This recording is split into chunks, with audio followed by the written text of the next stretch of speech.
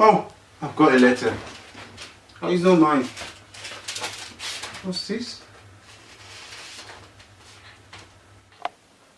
Can't believe it. Bank loan. It's not something that I even started recently. Oh my God, this woman has killed me. More than a year now. Man, but what did she do with this money? Ross? Ross? Yeah? Please, I need you here, please. Okay, I'm coming. God.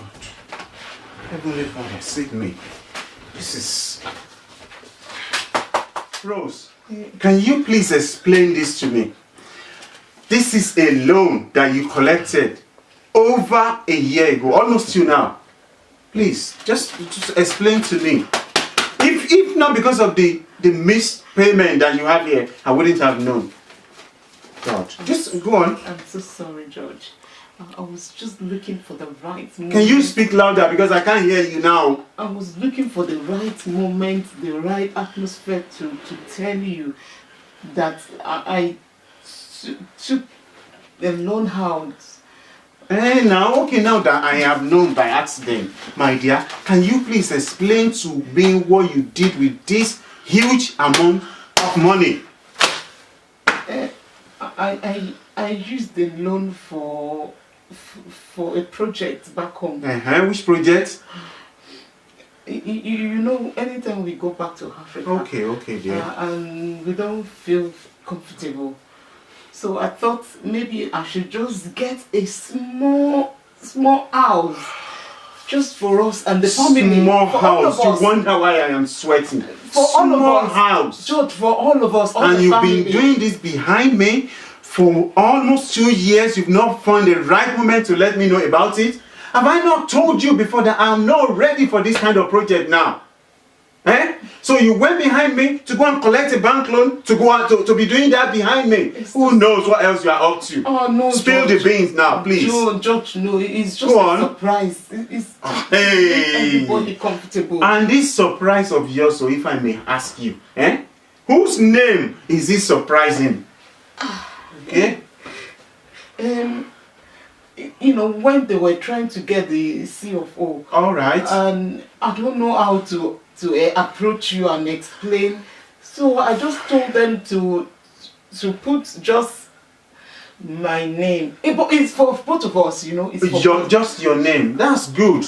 I think I have an idea of what's going on in your mind. I know now. I know. If you can do this, who knows what else you're capable of doing. 2 years in the same house. That's why you've been asking me for money more and more and more every time. And I just keep giving and keep giving you. I never, ever realized that's what was going on. I thought I was being a good husband, pampering my wife. Yes, you are a good husband. I just wanted to help.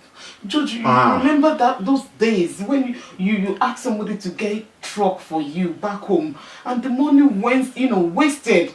So I just thought maybe if you can... all right, my dear, because I made a mistake once of investing in a business without informing you. You thought it was wise for you to do the same thing without informing me? No. Who is now the husband in this house? This woman. I don't want to hear anything again.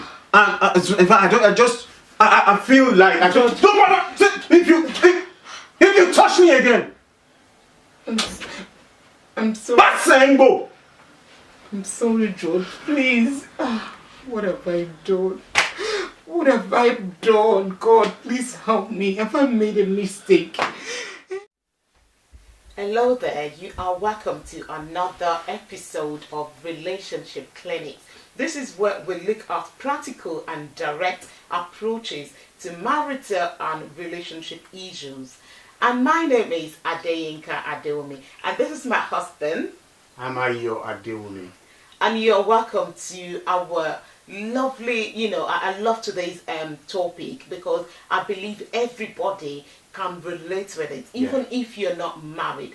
If you're in a relationship, it starts with that. There's always a lesson to learn from this one. And it's titled openness. What is openness in any relationship or in marriage? And how should we, or how can we be open to each other? And we are going to be using the case study of the short playlet you've just seen, to discuss this issue today. My dear, what do you think about what Judge did? Do you think Judge was overreacting? Wow. I don't think that was overreaction. In fact, some men would do much more. Really? That. Yeah. Really. I want us to have this understanding. Yes, you're right. I don't think Judge was overreacting. But if you hear what Rose said as well, Rose said, Judge as squander, or is it squander, the money of the family finance before. And she was trying to protect the family. She was trying to surprise the husband. And she was trying to provide a home, a shelter for them. Even though at that moment, Judge thought it wasn't necessary. But do you think what she was doing was wrong or right? And we could say she did the right thing, but went through the wrong method. This is why communication is important between family and patience, because God has given the wife a very special thing when it comes to the husband. She could break her husband with subtle gentleness, and women are crafty in their own way.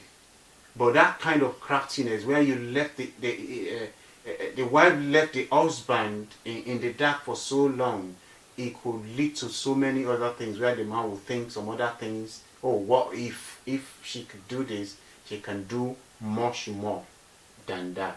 So it's not about overreaction. It's not about whether it was right or wrong at that moment to judge. It was just the fact that this thing was going on behind me, and I was never in the know. And he felt, wow, it was a bit too much for him. You know what, my dear, you're so right, because trust, they say, is a key fundamental in any relationship or in marriage. And when there is no trust, a lot of things will start popping up, and you will start suspecting each other. You won't trust each other. You won't be able to say, I vouch for my wife or my husband, which is something they need to look out for. And that is why openness in home, in relationship, is very, very important. So there is no doubt that communication is important in any relationship. For couples to win at love, they must be willing to talk to one another about important issue. And that kind of issue is very, very important. It's something that they need to iron out. Okay, I'm going ahead behind you to do it. Whether you like it or not, I have secured this loan, I'm going to do it. It's better than now trying to do it and say, she's waited for almost 2 years for the right time. And I think that's way over the board. So you say for couples to win at love, they must be willing to talk about everything. However, transparency goes far above and beyond simply having discussion about those things that really matter.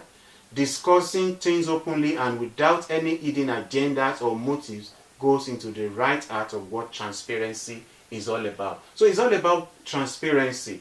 And the trust was broken once by George, who went and started a business without informing the wife. And then the wife now did it again. Does not make it right.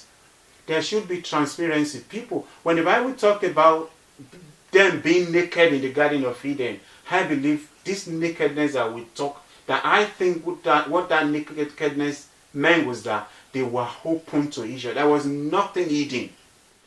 It is very, very important, especially finance, And I'll tell you today that homes are different. What work for one family may not necessarily work for you. But the most important thing is, it's always good to be transparent, to be open. Maybe have a joint account for the home and have separate accounts that you can do your daily, things for your own personal use, shopping. for personal Use. shopping. You know, we ladies, we love to shop, and we don't want to be coming to our husband every minute. Can I have this to get my pad or for this? You know, we want to be able to do all that. And sometimes you just need some little things to do in the house. You have that money for yourself to be able to do that. But if you want to do a big project like that, I think it's something you should communicate between the two of you. You should sit down to plan and to say, when can we do it? You know, when is it right for us to do it? How should we do it? You know, you sit down to talk about all these things. Talk about so everything. it's very, very important to discuss. You know, discuss anything and everything, and it will go a long way. Even if George had probably informed Rose, oh, I want to do this, I want to invest in this kind of truck business, probably Rose would have said, my dear, maybe not now. Maybe we need to investigate. Okay. We need to investigate more on that business, and for us to invest so much in it. And we should not try to say, I want to retaliate, because from what Rose did, maybe, oh, my husband wasted money and I want to be able to do that. I'm not sure that was what she wanted to do. She might be trying to say, well, instead of wasting the money, I know a better way we can spend it. But it all boils down to information, like I said, and I have here again with me that information is can be in three categories. The way I categorize it can be information you know about you and your spouse. Is known to you. The information can be that information that is about your spouse, that you are aware of, that your spouse is not aware of, but you have that information about her. The information can be in the form that is you are not, both of you are not aware of it, but it's going on and this is happening in your home and you don't know about it. So those are the kind of information that we have. But in all this, it's always good that the information, whether all this information, we should try and move them into number one, which is information that is known to you and your spouse. Transparency helps in so many ways. We'll get to that. In so many ways to edify, to solidify the home. Because without it, I doubt if a home can actually survive. You're absolutely right. You know, and you know, when we are talking about transparency, you need to talk about everything. I think I said that before. And now this debt, they have debt. How should they handle it as a family? Now George walked away as if, you know, leaving the wife to it, you have to go and sort it out. And Rose will be thinking, how will I ask for forgiveness? How will he help me to pay this? You should handle it as a family. It has happened, you have to embrace it, even though you were not aware of it, but it has happened. You need to sit down, again, communication, to sit down and plan how you're going to pay the debt off. Because I know you were not part of it from the beginning, but you can't leave her out of it halfway, because the house is still for the whole family, like she said. But you still have to think about how to pay that and still work as a family. Because when you leave things unattended to and you leave it lingering, you know, it might become unforgiveness, and it's not something you want to live with all the rest of your life. You want to be able to forgive and move on as a family. Because when you leave it for so long, then the devil will start coming in. Then you start digging, oh, she did it last time, that was the way she did this before we got married. You know, just sit down. Okay, you've made this mistake. Let's sit down. How do we rectify it?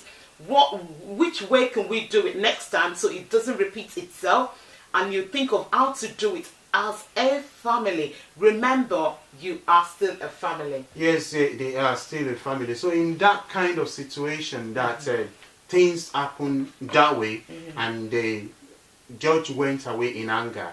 My advice to anybody in that kind of situation is that it's good the way he walked away, because if he had stayed, probably he could be racing. Fist. We could see him wasting his fist. Kind of try to, because when anger comes in, it can lead to so many things. So it's good to walk away.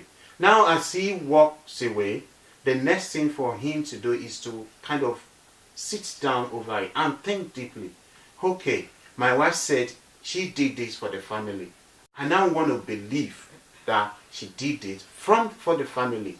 You see, the fear there could be that, oh, Ryan is in her name, blah, blah, blah. But if there is love and there is trust, it shouldn't be a problem. The worst that could happen is that, okay, I want my name on that document.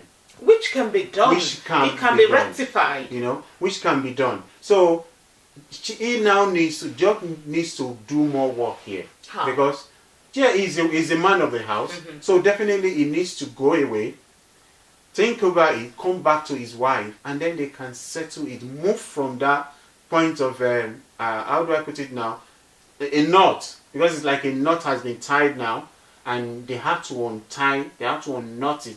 They have to put everything down and do the right thing for the family. And I believe the onus fall on the man to pick on the right thing and do it. Believe the positive, not the negative. Because at times it's possible for someone to say, well, she's planning to kill me. That's how they do it in their family. And then you begin to conjure all sorts of things that are not there, begin to use the Bible or what one person said or what happened, the experiences of others, to begin to put things together and say, oh, I know, she's planning to kill me, she's planning to inherit me and my property and all that. But at the end of the day, it may not be.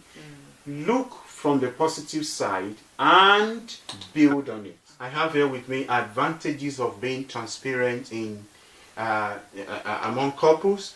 I said, number one, it closes doors from external mischievous people. People that may want to come in and say, oh, I saw your wife at so. But you will just laugh. Oh, I saw your wife with so man, because the wife or the husband must have told the partner or the spouse that this is where I'm going, and he or she is aware of it. So it's always good, and it keeps away third party. Then second one is builds trust. It helps you to build trust when you are open to your spouse. It says it places the couple in a position to have to trust the other, not only with their heart, but with information that may be extremely sensitive. Sometimes you're thinking, should I divulge this information to this person now? How will he receive it? But when there is openness, it starts from little things, and then you begin to build it up. You are able to say just anything and everything to your wife. You know what, my dear? I just want to add to that. Sometimes when things happen, I know we're talking about openness, and you need to weigh the atmosphere and know the level your spouse at which they can receive information before you share. Because sometimes you might share something to somebody and they've got high blood pressure or something, and it might just trigger something in them. So you need to pray, ask the Holy Spirit to lead you and know the right time to share this information. Okay, I said again, thank you. Openness builds a genuine friendship between you and your spouse.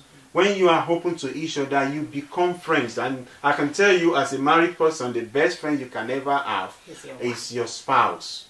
It's either your wife or your husband.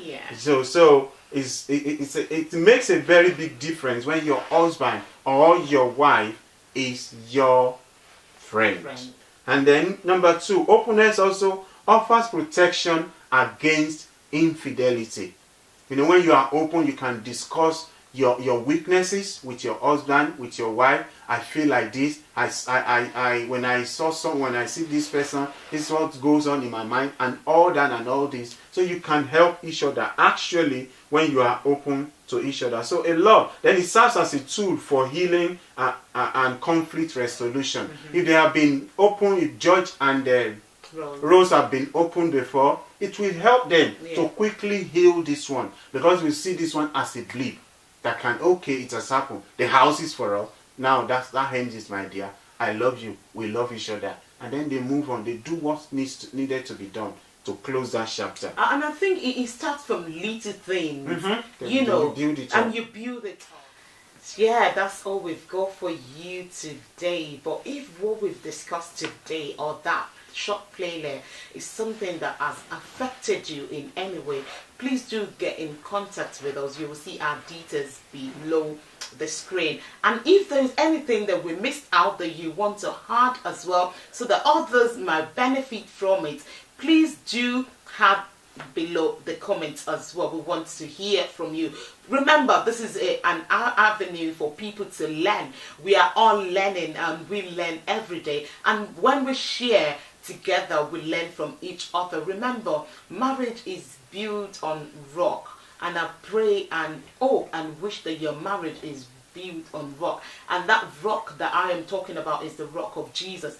Please embrace Jesus into your life today, and He will build your home for you. Because when He's there, is the solid foundation, and your home will not be shaken. Even when the storm comes, you will remember that He is there with you. So please do not take things to the extreme. When things happen, just look for how to talk about it, how to rectify it, how to correct it, and how to move on from there.